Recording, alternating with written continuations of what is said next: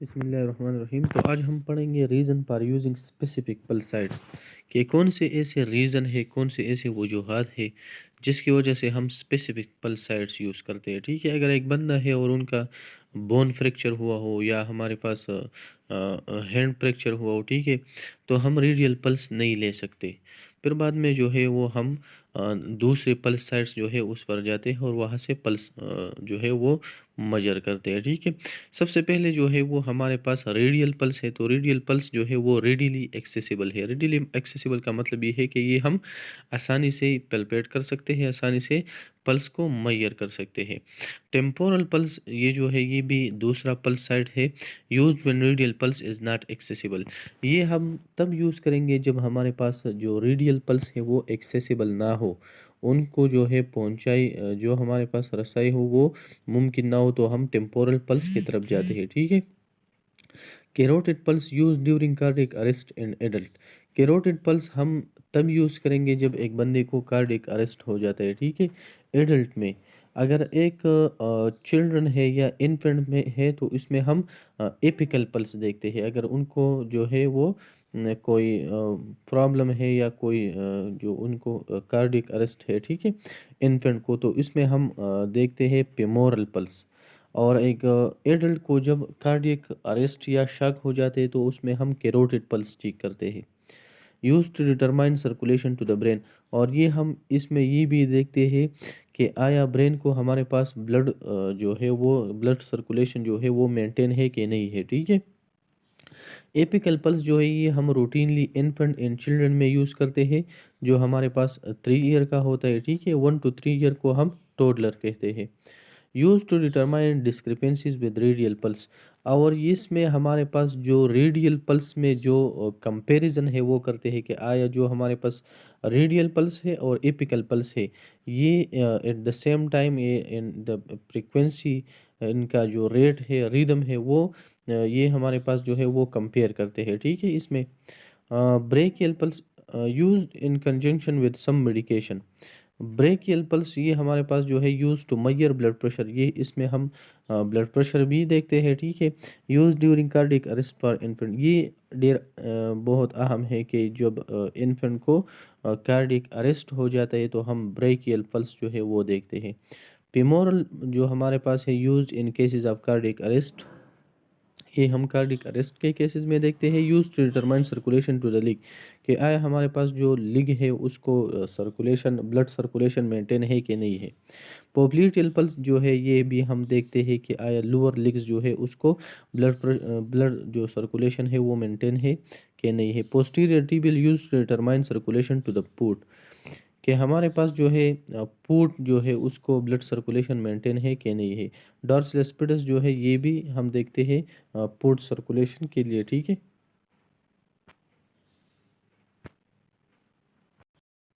अब ये जो हमारे पास है ये variation in pulse by age है। ठीक है, न्यू बर्न का जो पल्स है वो 80 to 180 है। ठीक है, तो ये नॉर्मल है। एमसीक्यूज में इस तरह आ सकता है कि एक न्यू बर्न है और उसका पल्स रेट जो है वो 80 to 180 है। तो बाज़ लोग समझते हैं कि 100 से जब ऊपर हो जाते हैं तो इसको हम टेकिकार्डिया कहते हैं, लेकिन ये एडल्ट में है। ठीक है, इन्फेंट में जो है ये फिजियोलॉजिकली नॉर्मल है 80 से 180। ठीक है, तो इसमें कंफ्यूज ना होना। 1 ईयर जो है 80 से 140 बीट्स पर मिनट है, ये भी नॉर्मल है। इसमें 5 to 8 ईयर जो है 75 to 120 beats per minute. 10 year 50 to 90 beats. Teen जो है ये 50 to 90 बीट्स पर मिनट है। एडल्ट हमारे पास जो है 60 to 100 beats per minute. Older adult भी जो हमारे पास है ये 60 to 100 बीट्स पर मिनट होते हैं। ऐसे कौन से फैक्टर है जो पल्स पर इफेक्ट करते हैं। ठीक है, तो सबसे पहले इसमें एज आता है, सेक्स आता है, exercise, fluid, body fluid, position, drugs, illnesses, emotions and temperature. ठीक है, तो इसको हम एक एक करके कंटिन्यू करेंगे और पढ़ेंगे। ठीक है, एज हमारे पास किस तरह पल्स पर इफेक्ट कर सकती है। As age increase the pulse rate gradually decrease overall. जब हमारे पास उम्र ज़्यादा हो सकता है, एक बंदा उम्र रसीदा हो जाता है तो उनका पल्स रेट जो है वो ग्रेजुअली डिक्रीज हो जाता है, कम हो जाता है। सी टेबल 292 पर specific variation in pulse rate from birth to adult. जैसे हमने पिछले स्लाइड में बताया आपको, फिजियोलॉजिकल वेरिएशन इन पल्स जो हमारे पास एज है, ठीक है, तो इन्फेंट में पल्स रेट ज़्यादा होता है और जो एडल्ट है उसमें पल्स रेट ग्रेजुअली डिक्रीज होता है, ठीक है। सिक्स हमारे पास जो है after puberty the average male pulse rate is slightly lower than female. जब हमारे पास प्यूबर्टी के बाद जो है एवरेज मेल पल्स जो है वो फीमेल के पल्स से क्या होता है, स्लाइटली लोअर होता है, कम होता है। Exercise the pulse rate normally increase with activity. Pulse rate जो है वो नॉर्मली जो हमारे पास एक्टिविटी है या जो एक्सरसाइज है या जो एक बंदा है वो हेवी लोड या जो हेवी वर्क करता है तो इससे पल्स रेट जो है वो इंक्रीज हो जाता है। The rate of increase in the professional athlete is upon less then in the average person. जो हमारे पास प्रोफेशनल एथलीट्स का मतलब ये है जो हमारे पास स्पोर्ट्समैन वगैरह है या जो क्रिकेटर वगैरह है जो या जो वो लोग हैं जिनका स्टेमिना जो है वो क्या है, मेंटेन है, और वो स्पोर्ट्समैन लोग जो है उनका रेट जो है वो इंक्रीज हो जाता है is compare to average person, ठीक है, because of the cardiac greater cardiac size strength and efficiency, ठीक है। इसका मतलब ये है कि अगर एक एवरेज पर्सन है वो कोई एक्टिविटी करता है तो उसका पल्स रेट जो है वो ज़्यादा इंक्रीज होगा as compare to professional athletes. Professional athletes जो है स्पोर्ट्समैन वगैरह ये लोग हैं क्योंकि उनका स्टेमिना बना होता है, ठीक है। इस का मतलब ये है। नेक्स्ट, हाइपोवोलीमिया और dehydration. Loss of blood from the vascular system increase pulse rate. अगर ब्लड वॉल्यूम जो है वो लॉस हो जाता है, ठीक है, तो या हाइपोवोलीमिया एक बंदा जाता है या ब्लड लॉस हो जाता है तो पल्स रेट जो है वो इंक्रीज हो जाता है, ठीक है। In adult the loss of circulating volume result in adjustment of the heart rate to increase blood pressure is the body compensate for loss of blood volume. जब हमारे पास एक एडल्ट है और उससे ब्लड लॉस हो जाती है, ठीक है, तो हार्ट रेट वो इंक्रीज़ करता है। हार्ट रेट जो है सिंपैथेटिक नर्वस सिस्टम एक्टिवेट हो जाता है और हार्ट रेट इंक्रीज़ हो जाता है ताकि ब्लड प्रेशर को मेंटेन करे। ब्लड प्रेशर को कैसे मेंटेन कर सकता है, जब हमारे पास सिंपैथेटिक नर्वस सिस्टम एक्टिवेट होता है तो पेरिफेरल वीजो कंस्ट्रक्शन होता है, और पेरिफेरल वीजो कंस्ट्रक्शन जब होता है तो ब्लड प्रेशर जो हमारे पास है वो क्या होता है, विद इन नॉर्मल रेंज आता है, और जो हाइपोवोलीमिया जो हाइपोवोलीमिक शॉक है उसमें बंदा नहीं जाता है फिर। Stress in response to stress sympathetic nervous system increase the overall activity of the heart. जब हमारे पास एक बंदा स्ट्रेस में होता है तो सिंपैथेटिक नर्वस सिस्टम एक्टिवेट होता है और overall activity of the heart जो है वो भी इंक्रीज हो जाता है, ठीक है। Stress increase the rate as well as the force of heart beat. इसमें हमारे पास ये बात भी बताई गई है कि स्ट्रेस रेट को भी इंक्रीज करता है लेकिन पोर्स ऑफ कंट्रैक्शन जो है, जो हार्ट बीट का पोर्स ऑफ कंट्रैक्शन है उनको भी ज़्यादा कर सकती है, ठीक है। Fear in anxiety as well as the perception of severe pain stimulate the sympathetic nervous system। अगर एक बंदा डरा हुआ है या उनको एंजाइटी वगैरह है, ठीक है, या कोई सीवियर पेन है तो इससे भी सिंपैथेटिक नर्वस सिस्टम स्टिमुलेट हो जाता है, हार्ट बीट जो है वो इंक्रीज हो सकता है। फीवर जो है the pulse rate increase in response to lower blood pressure that result from peripheral vasodilation associated with elevated body temperature because of the increase metabolic rate.